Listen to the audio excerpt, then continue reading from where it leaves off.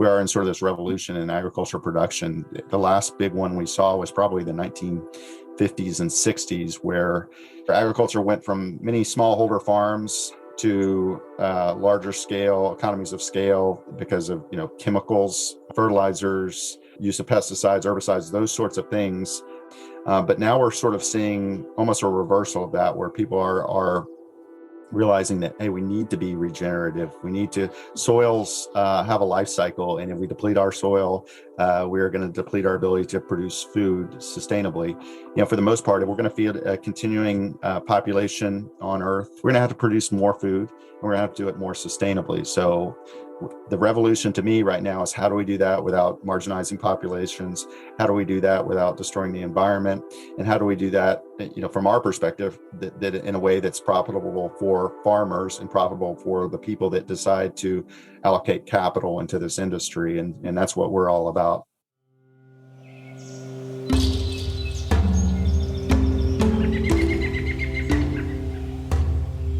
Welcome to the Regenerative Real Estate Podcast, a show about human environments and how they can be used as a force for good.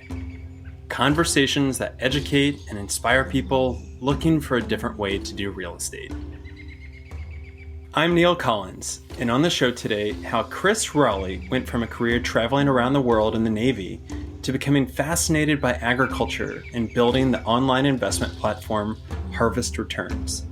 They connect investors with small and medium-sized farmers from across the U.S.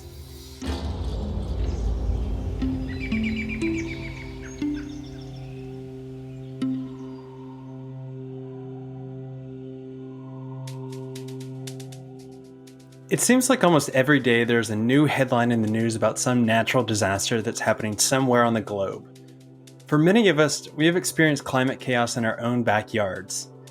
I'm talking about those of us that have been inundated with forest fire smoke, been flooded out by a hurricane, rationed water due to a drought, or weathered through an insanely hot, record-breaking summer temperatures. We know that climate change is real and that no place is immune. So with weather patterns shifting and farming becoming more and more unpredictable, I'm trying to figure out, why is it that farmland is becoming so expensive? On the show today, I talk with Chris Rawley, the founder of Harvest Returns, about what is going on in the agriculture sector. This is an often overlooked investment category in the real estate industry, and Chris goes on to talk about how when he first got started, he found it difficult to invest with local farmers and producers. I wanted to have Chris on because it's helpful for me to hear what the macro trends are within the industry and what people are doing to shift away from large industrial agriculture, where food is treated as a commodity, to that of a truly local and resilient system. Chris talks about how it wasn't that long ago that 98% of the people were basically farmers growing their own food. But over the last 100 years, that has completely changed. Now, only 2% of the population is farmers, and they are growing the food for the other 98% of us. Chris was drawn to the mechanics of real estate and sees his company Harvest Returns as creating bottom-up solutions to help capital flow to small, local farmers. One thing that I've learned over the years is that if you want to see where the trends of an industry are going, watch to see where the money is flowing.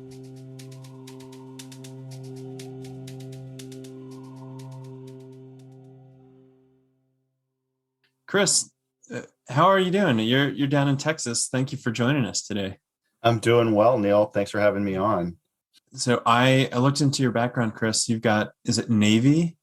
Let's start with there. I'm real interested in how someone could go from Texas and military and Navy into running funds for agriculture. Yeah, so I'm kind of a late blooming entrepreneur. I would say real estate entrepreneurship in general sort of runs in my family. My father was one of the early developers of self-storage warehouses in Texas back in the early 70s. My grandfather was one of the early developers of corner drugstores, like, the predecessors to Walgreens and CVS. So I've always kind of had that bug. I used to, work in my dad's business early on as a kid, sweeping and painting and doing all those sorts of things. So I kind of caught the real estate bug early on. But I always wanted to I also had a bug to be in the military. So after I went to college, I got commissioned as a naval officer. I've actually been an active and reserve naval officer for 30 years, traveled all over the world, had some really interesting experiences with that career.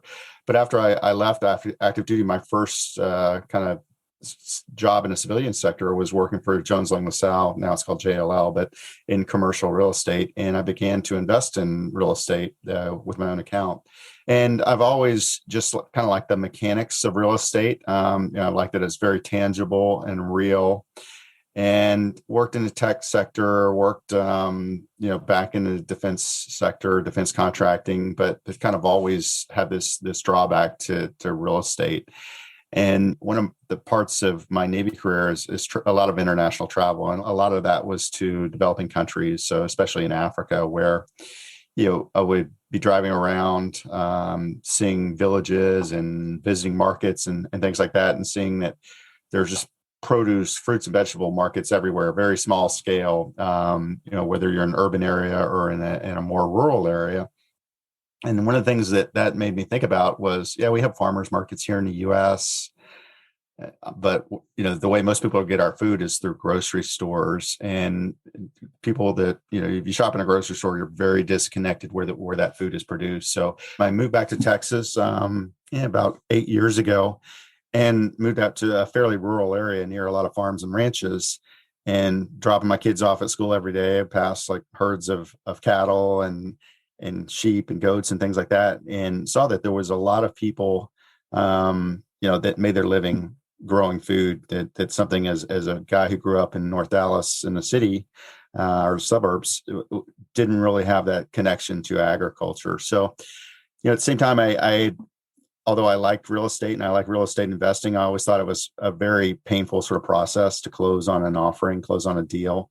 Just a lot of intermediaries involved. And so around 2014, 15, saw these real estate investment platforms starting to pop up, and actually invested in a few of them, and saw that, this is a really great mechanism to make these offerings much more accessible to people. So I sort of had this flash of what seemed very obvious to me at the time, is like, hey, why don't I set up one of these platforms for people to invest in agriculture? Because it's really a hard asset class for people to access.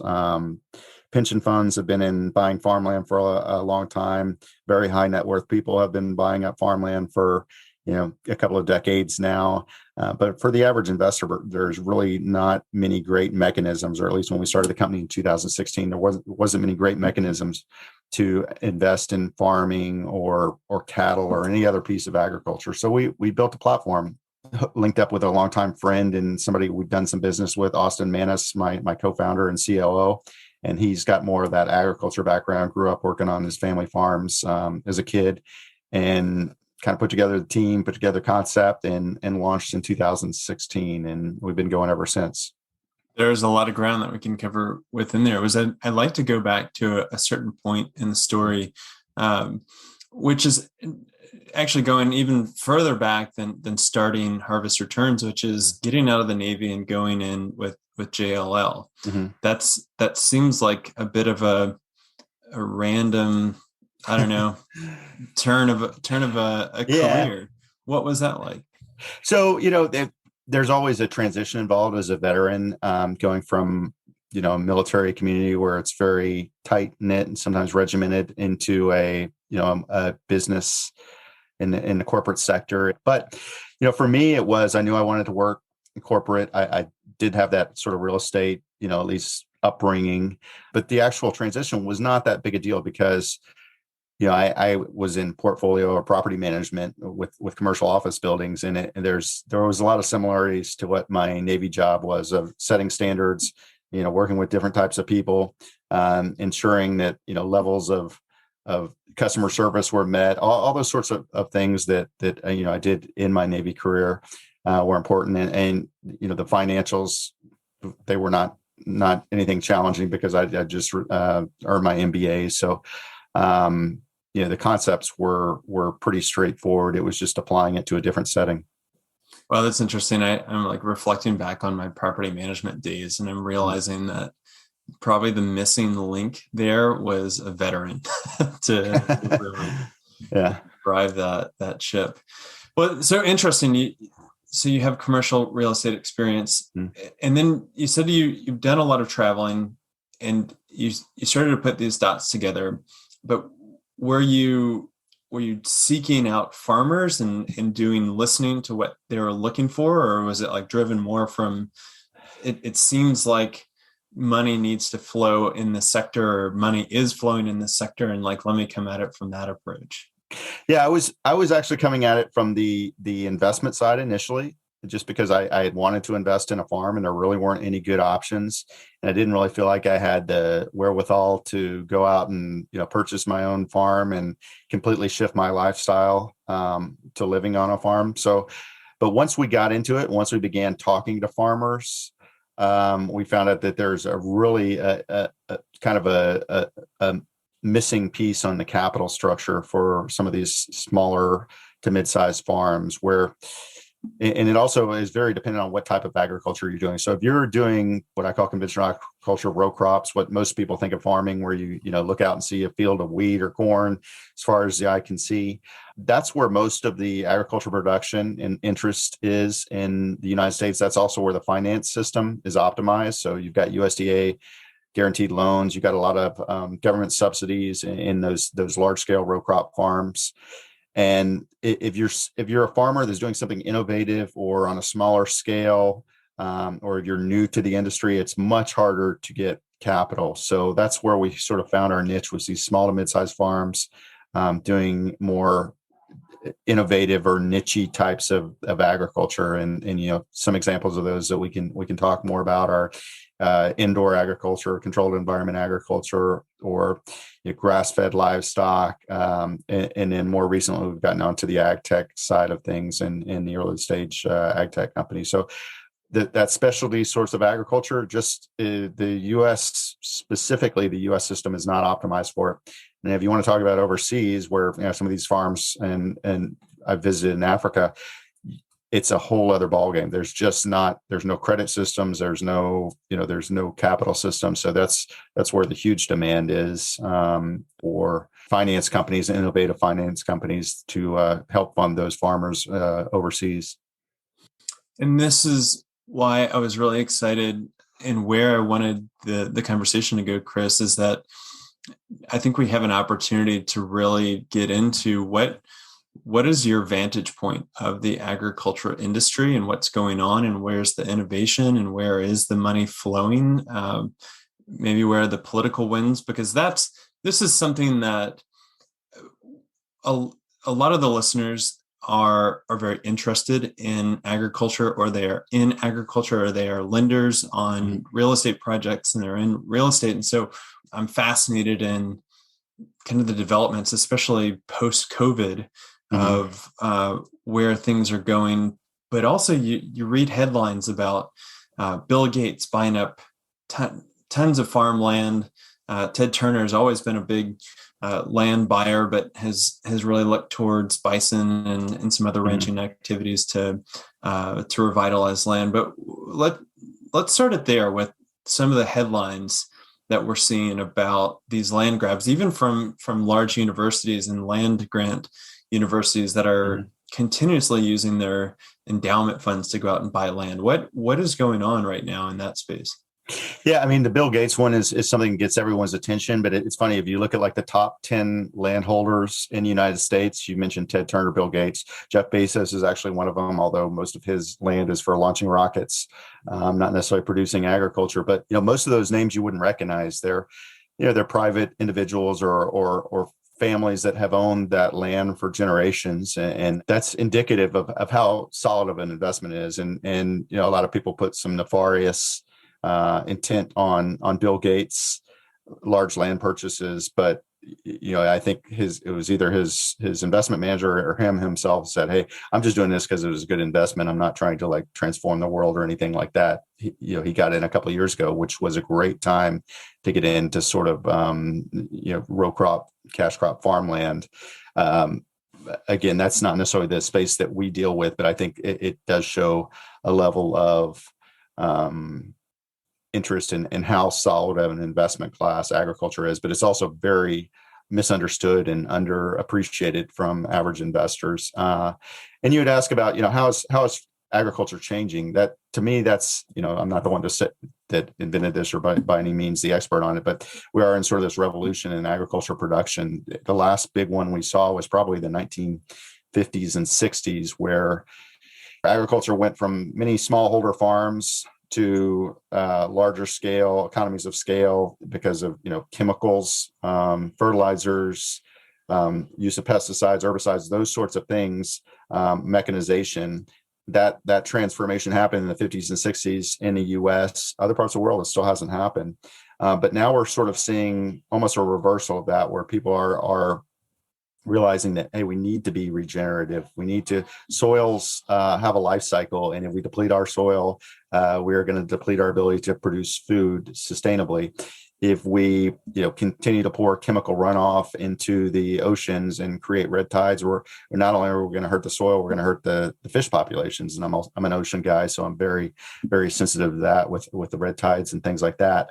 So it's all, people are starting to take that, the environmental piece of this, and the smart people. There are some people that are taking it to extremes, and I'm not a big fan of, let's stop meat production, let's produce cultured meat. There's a place for some of the alternative plant-based proteins and things like that, but for the most part, we're going to feed a continuing population on Earth who continually demands higher levels of caloric intake as they become wealthier. We're going to have to produce more food, and we're going to have to do it more sustainably. So the revolution to me right now is, how do we do that? How do we do that without marginalizing populations? How do we do that without destroying the environment? And how do we do that from our perspective, that in a way that's profitable for farmers and profitable for the people that decide to allocate capital into this industry? And that's what we're all about. Let me see if I'm reading the landscape correctly here, because I'm not quite seeing how the investment theory lines up of, if we have this land that we know that has been degraded through chemical agriculture, prices have continued to rise, and now large firms and even small firms are looking for land. Like, is it the returns are coming from, they know that they can revitalize the soil and the health of that, and then ultimately the production? Or like, there seems to be something there that I'm not quite, it's not. Yeah, there is a dichotomy. So I will say, writ large, agriculture, farmland is a great investment class. And that's whether you're doing highly regenerative types of agriculture, or you're just trying to produce as many, bushels of corn on a given acre of land, that still a profitable enterprise, because you're dealing with the land is going to continue to increase in value. For the most part, arable land is a more scarce resource, becoming more scarce, at least in the United States, as development, the path of development crosses viable farmland. But at the same time, that we're going to have to look longer term. We're going to have to look towards the future, towards producing more food and doing it more sustainably. And for us, what we feel is there's ways to do that, and it's not necessarily to eliminate chemical agriculture, because there's a place for it. There's a place for GMO foods, especially in the developing world, where you're looking at drought resistant types of crops and pest resistant and things like that. We have to apply the right methods of growing where it makes sense. So one thing that doesn't make sense to me is the United States produces about 80 to 90% of our leafy greens in California, in Central Valley or Salinas Valley, California, and we ship it all across the country to the East Coast.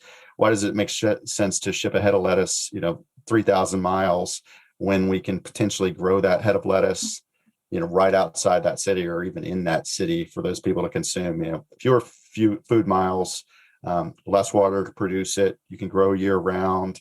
Indoor agriculture, there are a number of benefits. They kind of a rule of thumb people say is, you can grow the same yield of produce during indoor agriculture on a tenth the land use. So, 1 acre of indoor ag, whether that's a vertical farm or a greenhouse, is producing roughly the same amount as 10 times a field grown agriculture. So one of the reasons we like indoor agriculture is for that sustainability. And with COVID, we saw some supply chain disruptions. We continue to see those.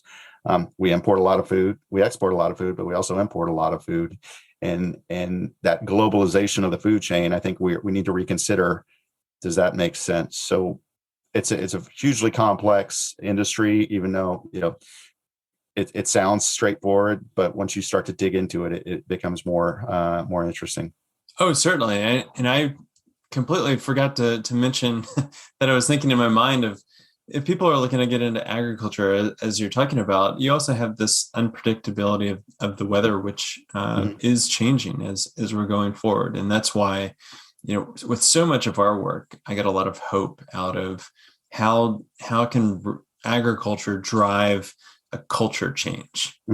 And it seems like all arrows are pointing in, well, it's localism and it's bioregionalism. And that is just the way that it's going to have to go. And it's interesting to hear you talk about the small to medium-sized producers, because I think that that's their target market, if I'm not mistaken. Yeah, for sure. I know you've talked to Stuart. They're very much aligned with what we do. They're working with some small producers. Some of ours are larger than their small producers, but some are similar. Of these smaller producers, back in the 19th century, when this country was just forming, something like 90% of the people were farmers. Now it's more like 2%. Creating food for the other 98% of us. Can we also make more farmers? Can we grow more farmers as well as grow food more sustainably? I think it's an important industry. I think we should be encouraging people to get into it, and that local aspect of growing food, using technology in many cases, or going back to the soil, going back to the original production methods, organics and regenerative. For us, we like regenerative grazing and regenerative, some of the high intensity types of livestock grazing that produce better soils while also producing a healthy, tasty food product. Well, let's get into that. The 98% are now non-agriculture, and the food is getting produced by 2%. What do you think needs to go right in order to start to balance out that equation? Because I see a lot of desire, but not a lot of ability to navigate into that, either through barriers of they don't have the skills and education, or they feel like there's a barrier of financial access. So I'm curious what you think, and that you don't have a crystal ball, but I think you're in a good spot to say, okay, this is how we're seeing the young aspiring farmers really making their way in the world right now. Yeah. And so, for us, I kind of see us as a solution on two sides of the equation. On the investor side, we just want more people to invest in the asset class. It doesn't matter how much or what, it's a way to connect you to the food system and to the farmer by putting your money to work, putting your dollars to work in something that you believe in. On the farmer side, it is providing that maybe the first time farmer who might not be able to get a USDA loan and because of all the red tape, or because they don't have, the track record, but they might have a very good track record doing something else, like maybe they're a veteran. We just talked about that, but we actually work with a group of veteran ranchers that are, people training veterans to be ranchers, coming out of transitioning out of the military and teaching them how to be, basically in the cattle industry. So the farmer side, producing jobs, indoor agriculture, some of the greenhouses, companies we work with, they've got jobs training programs. They're employing, people that were formerly prisoners. They're employing, just people in impoverished areas, trying to keep those rural economies viable by building, maybe it's you're still employing people in the agriculture industry, but maybe it's not outside, maybe it's indoor, maybe it's, teaching people to run the software that runs the indoor farm, or the some of the indoor technology is really interesting. There's a lot of different aspects to it, from automation to the agronomy side. There's a lot of jobs, both high tech and lower skilled, that can be put to work in the industry, and we need everybody, and we need more people to be interested, and to provide a more streamlined source of capital for those endeavors. I think that's important, and that's one of the ways we can get more people connected to agriculture and transform the food system. That's interesting. Yeah, what we've been seeing as well from the more real estate development side of things is more and more developers are putting in indoor farming as part of the neighborhood amenity program, and really trying to integrate agriculture as just a staple of the community life. And it's one of those really interesting phenomenons to watch that happen. Well, Chris, from here, I want to go back to that story of you want to drive more people into agriculture, and you want to get into agriculture as an investment class as well. Why create a fund? Because I think doesn't that prevent you from getting into the space as a principal, like if you have the platform in which other investors are, or am I wrong on that? So, yeah, I mean, we're technically, we do private funds, but we do, each of our raises thus far has been an individual project. So farmer comes to us, says, I need capital. We have investors, we put them together and to get technical regulation D offerings. So it's a typical sort of investment into private placements. And, it's funny. One of my favorite, people ask, where do you find these farmers? For the most part, I say they find us. But my favorite story is there's a farmer's market that's just 200 yards away from our office Saturday mornings. And I was there, and it was about a year ago now, I guess. And there was this couple there selling elderberry syrup, like a tonic. And I thought, this is really interesting. They were different from all the other, the lettuce guys and the fruit and vegetable guys and the beef guys. I'm like, this is kind of different. They've got a really sharp marketing. They're selling a product that's unique. So I started talking to them about their farm or their product. And I was like, did you guys grow the elderberries of this? I was like, oh yeah, we live on an elderberry farm. We produce this. I'm like, interesting. Well, how's that going for you? It's going okay, but we're trying to, we're trying to get a loan so we can expand the farm and get more acreage and, get more production. I'm like, that's exactly what we do. So long story short, we raised about $600,000 for this elderberry farm that I just found at a farmer's market. And they're going gangbusters. It's Harvest Pharmacy, by the way, for a free plug. But it's a great story. Those in this case it was a young couple, but we work with every flavor of farmer you can imagine. From people overseas in West Africa to fourth generation corn farmer who was tired of growing corn or didn't want to grow corn like his family did for generations and wanted to start an indoor agriculture. So he built a vertical farm in Birmingham, Alabama. So I am personally rewarded by seeing these stories of farmers whose lives are transformed by the largesse of our investors. Yeah. That it's fascinating to hear how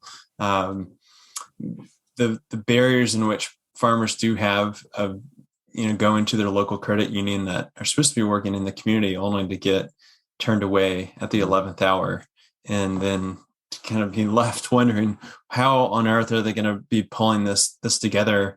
I was having a great call with a farmer the other day that said he was trying to buy the adjacent parcel, and the credit union had strung him along.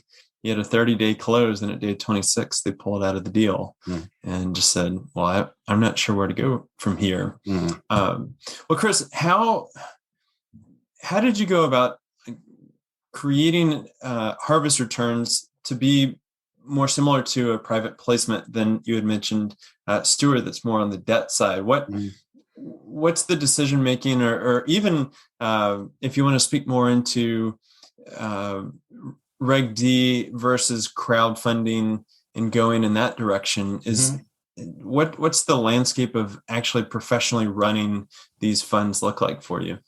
Yeah, so we started out like a lot of businesses with kind of an idea and not really sure how to execute it. And we had some pieces, but not a lot of pieces. And, of course you go in, especially when you're dealing with securities, as we are, we had to go talk to securities attorneys. So we kind of built this, Title III or Reg CF funding, what really people think of crowdfunding, where people are investing $100 a pop, was a thing, is a thing, or it was very early on in 2016. In fact, the rules weren't even all laid out by the IRS and the SEC. But we decided for various reasons to go with Regulation D. And so Regulation D, there's a couple of different flavors. I'm sure many of your viewers know about that, but we're primarily dealing with accredited investors, although not entirely. So we do offer some offerings where there's a limited number of sophisticated investors. Although we have done loans, we've done our niche on loans is grass-fed cattle. We're about the only place you can invest in grass-fed cattle in a high yield debt instrument, to my knowledge, and our investors really like those because the yield is predictable versus doing equity where you might make out big or you lose everything. So we're still constantly thinking about ways to evolve the model, to give more investors access, to make more streamlined forms of capital, make it easier to place capital with these farmers. But it's also a changing regulatory landscape that we have to adjust to as well. That's one of those things that always makes the landscape a bit more challenging. You talk about really trying to drive sustainable farming on your website. How do you vet that, and how do you really make sure that the farming operations that you're investing in are upholding or they're actually walking the walk and not just talking the talk? Yeah, that is a very frequent question we get from our own investors, and just it's asked obviously in the impact investing community, the ESG investing community, whether it's about agriculture, whatever, is how do you measure these metrics? And we've delved into, hey, are we going to put criteria in place in our due diligence process that's like measuring the carbon sequestered, measuring, the water saved, this or that. And we haven't really gone there yet, because I think part of, one of the reasons we haven't gone there yet is because you put what I call a reporting burden on farmers who are just trying to execute and get out there and grow food and make money. And if you're like, hey, I need your report on how much carbon you sequestered last month, or, your estimate. And I get it. There's some tools of automating to do some of those things, and we've looked at those tools, but we haven't put strict criteria in. On the other hand, what I like to say is we have a bias towards people who are producing sustainably, or towards companies that are helping other farmers produce sustainably. We get approached by all different kinds of companies of all different sizes for all different flavors of the ag spectrum. But about a year ago, I was asked by somebody that was trying to raise money to do a potash company, and kind of strip mining for fertilizer. And like, that would have been, especially in hindsight with what's happening on fertilizer industry, that would have been a great investment. But it was just like, I just really couldn't get I couldn't get that bias towards, hey, is this sustainable or not? I don't know. It's definitely needed. They're helping agriculture widespread, but it's not something we wanted to invest in or put our investors in. So, short answer is we have a bias towards people doing things sustainably, but I couldn't tell you, what are my metrics or how do we measure it? It's not just the environmental side. It's, are they producing jobs? Are they producing healthy food that, supports maybe a food desert? We have a vertical farm in Dallas he's specifically working towards selling to food desert, parts of Dallas that just don't have the grocery stores in every corner, that sort of thing. Whenever investors come to you and maybe agriculture is not an asset class that they've been in, but they're asking you, well, what kind of duration, what kind of returns, what kind of exits are the producers looking for? Like, what can you speak more into that? Yeah. So, we like to have kind of a defined exit ahead of time. So, that might look like a couple different things depending on the actual type of deal that you're doing. It might look like an M&A.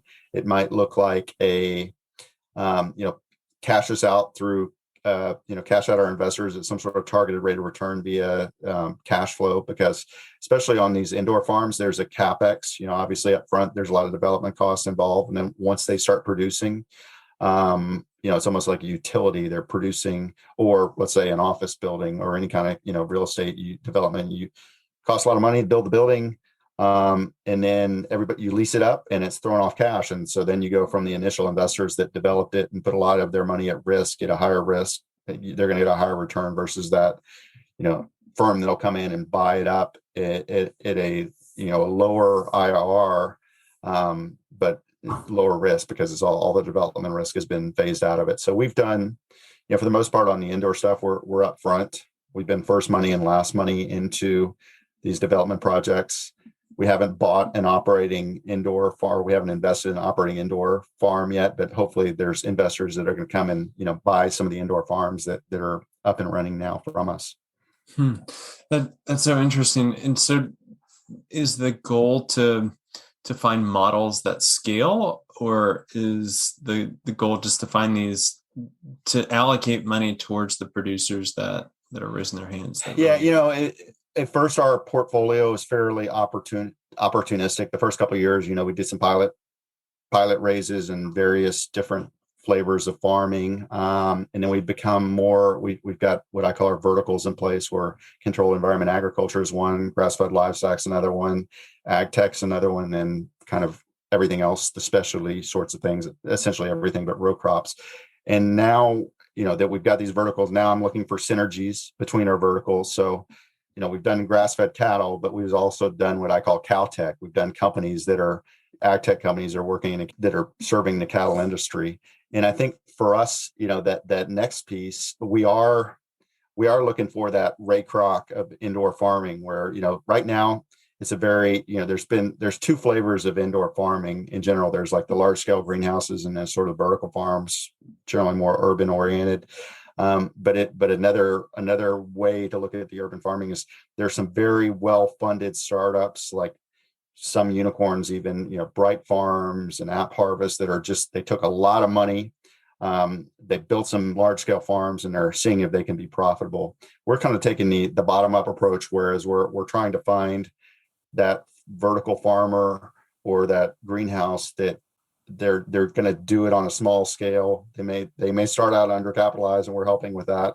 But then they figure out the model and then they expand. So the McDonald's, I want to find the vertical farmer who does it profitably and then blows up because she's figured out how to, the key to making a small vertical farm in an urban area work, whether it's the technology of selling, distribution, whatever, and then replicate that over and over again. So I think sooner or later, it's a very, very nascent market, and there's a lot of exciting things going on, but it's going to change. There's going to be winners and losers. You mentioned something that I want to pick up on real quick, but eventually we're going to tie this into a headline that I just read, but you use the pronoun she, and I'm curious what you see from women and minorities and people that are not typically represented in the white male agriculture stereotype of the U.S. landscape. Yeah, I mean, we have worked with what I would call, disadvantaged, what might be called disadvantaged, whether African American vertical farmer, veterans, some women who are either the principals or co-founders of some of these ag tech companies or on the board. Rural, more and more you see rural as a disadvantage, person, somebody trying to start maintain in a small town, keep the job growth going or revitalize these rural areas. So, man, it's a big industry, and if we're not involving everybody and including everybody, then we're doing it incorrectly. We're doing it wrong. So, we want to ensure everybody has a fair shake at capital formation, especially.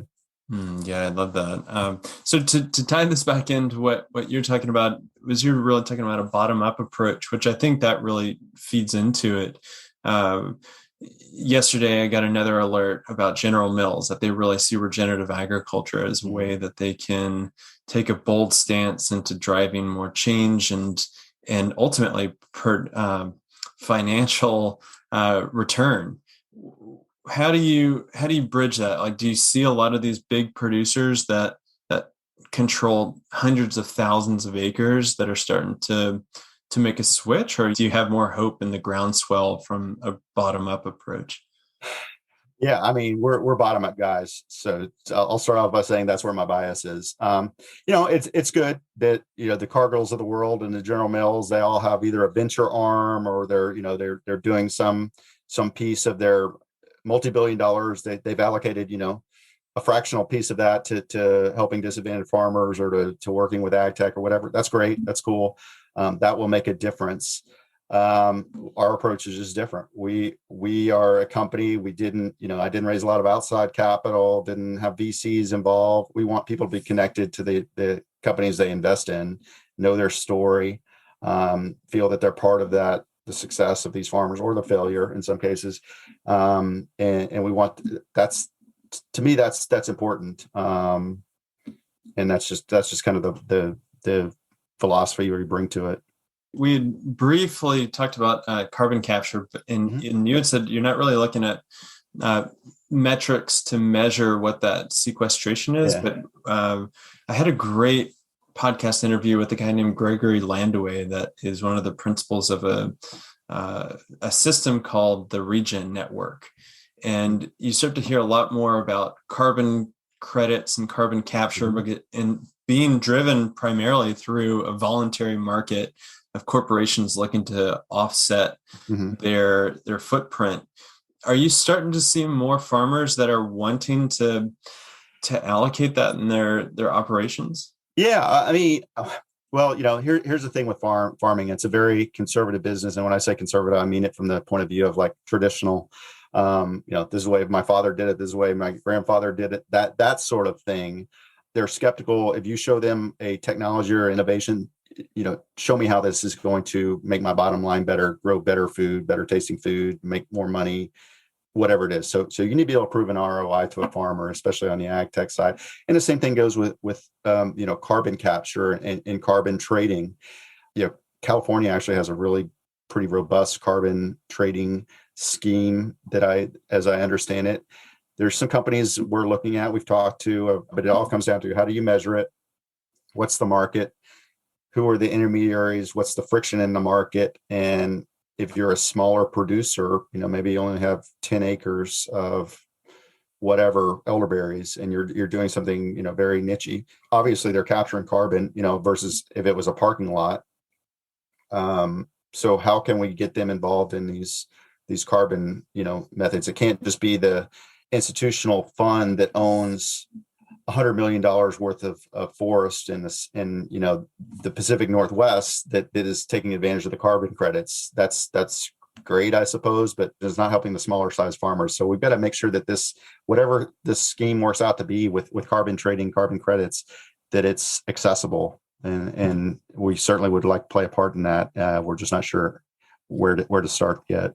I'd love to flow from there into what you see the opportunities to maybe loosen up some SEC regulations. If just as much as small producers need access to financing, I think that it's really critical that people have the opportunity, no matter if they're an accredited investor or not, to be able to invest into their local food system. It just feels so far away, and to have that accredited investor status it's kind of a 98% to a 2% lopsided equation. So like, is that something that you would like to see changed? And I, for the listeners out there, like Chris I'm going to put words in your mouth, but like you're guided by the SEC. So there's some lanes that you have to take. We're guided by the SEC, and increasingly it seems like the IRS. Wow. I spent time yesterday with my CPA, and the tax regulations are just getting more burdensome related to private placements and everything else. So, for sure. I mean, I'm kind of a, how do I put this, an anti-regulation guy. I gotta live with them, live by them, die by them. But in my mind, less is more. It baffles my mind that an 18-year-old kid can set up a Robinhood account and trade stocks, short stocks, and trade on margin, and do all these very highly risky trades. And somehow that's protected by the SEC, but he can't necessarily invest, $5,000 into a regenerative farm because he's not a accredited investor, or he's just not smart enough to do that. That's essentially what the Reg D offering rules are saying about accreditation. And if anything, they're moving in the wrong direction, because I've heard that, that definition fortunately hasn't changed in about 30 years of what an accredited investor is. So inflation, it's still a lot of money. It's still a lot of income, still a lot of investable assets, $1 million investable assets. But now they're talking about making it 5 million or some higher number, which is going to put these, it's going to obviously impact our business potentially, but also put these investments out of the hands of a lot of people. I mean, we can flex and transform. There's Title III, but Title III Reg CF, where anybody can invest, there's a big burden on the issuer. It takes a lot more time to get a deal together. There's a lot more SEC hoops they have to jump through. They have to get audited financials, a lot of things like that, where I don't know if it makes the offering any safer for investors.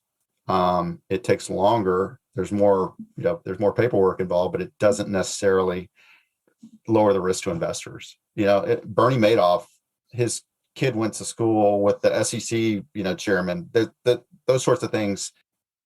He was ripping people off, and it was all looked above board because he was in compliance with the SEC, except for the whole stealing people's money part. So, for a smaller issuer, it becomes, it's the opposite problem. Like it's very hard for people to maintain regulatory compliance, no matter how hard you try, just because the regulations are always changing. Do you find that there are more producers that are looking for money, or more money that's looking for projects? Like how does Harvest Returns see that balance? Yeah, for us, we have the deal flow. We don't necessarily have the investment flow. Now, granted, all of the projects that we have are not, what I would not consider investable. Some of them are. Some of them, because of the way our business model works, I would love to raise money for them, but we just can't. Especially on the overseas side, I see so many. We get a lot of overseas deal flow because we've done a few, but they're very complicated to do, and I don't necessarily have the boots on the ground footprint that I want. I mean, eventually we'll expand in that direction more via subsidiaries, overseas sorts of things. But bottom line is, I got more deal flow than I have investor interest, and so to me, finding the investors that want to put their money at risk and grow their wealth with these farms is what we want to see. That's a great opportunity to really send people to your website, and where they can learn more, Chris, about if they want to invest into some of these funds and projects, or if they're a producer and they're looking for either expansion or startup. Where can people learn more and take action? Yeah, single website, harvestreturns.com. Of course, we've got all the social media and everything else. But if you're a producer or have an ag tech company or whatever, there's a place on the website for that. But if you're just interested in learning about the asset class because you've never invested before, we've got some material, blogs and things like that will help you get a little smarter on it. And of course, register on a platform, you'll be able to see the offerings and decide if that's something you're interested in. Well, Chris, thank you for taking the time. We will post the website in our show notes, and we will continuously, whenever people come to us looking for agriculture investments, be sure to drop your name. But it's been a pleasure talking with you today. Yeah, you too, Neil. Thanks a lot. Hey, thanks for tuning in to the show today. That was Chris Rawley, founder of Harvest Returns.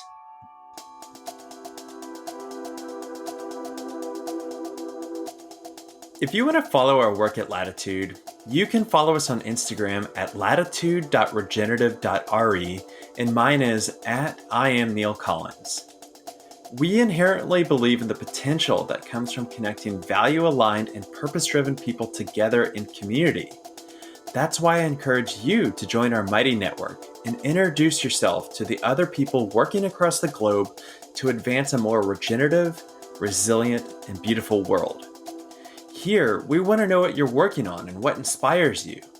Through this platform, you can attend live events, take courses provided by our podcast guests, and create connection with other people and businesses that share your same passion. To join, find the link in our show notes or visit our website at chooselatitude.com. If you'd like to support the show, please share it with your friends and be sure to follow us on your podcast app so that you always have the latest episode downloaded.